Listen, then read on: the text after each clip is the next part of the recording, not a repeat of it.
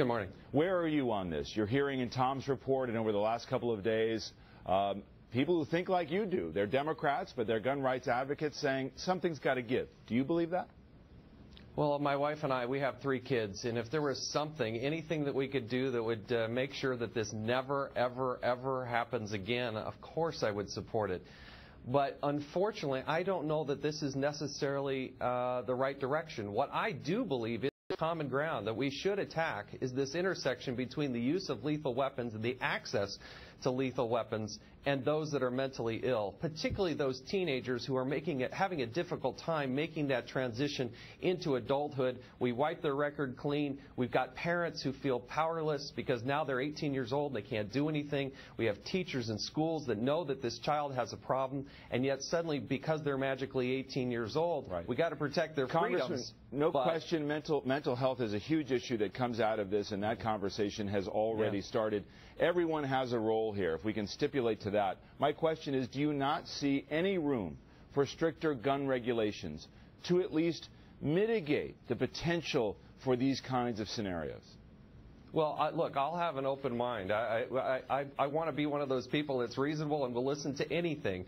We did have an assault weapons ban for 10 years. The crime rate was going down before it. The crime rate, when it was lifted, continued to go down. Assault weapons account for less than 2% of the murders in this country. Now, if you're in that 2%, believe me, I understand that. But if you're going to attack the bigger, broader part of the problem and the challenge, I don't think that this country has necessarily addressed the mental health issue. Do you believe that if assault weapons are banned, that the government is going to come after your guns?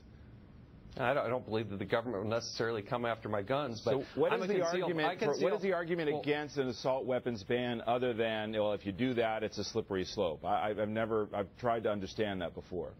Well, I'm a concealed carry permit holder. I have a handgun. I have a shotgun. I believe it's my constitutional right to do this. I'm not part of the problem.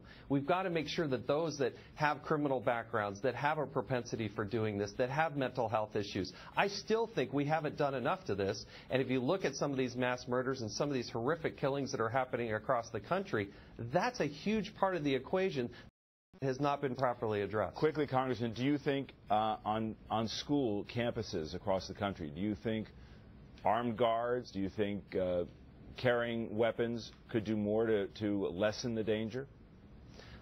You're going to have to deal with that school by school. In Utah, we do allow that to a degree. We don't want these schools to become fortresses where you can't, it's not palatable. But if you have somebody who's comfortable carrying a gun, I feel comfortable with that as long as they pass the proper background checks.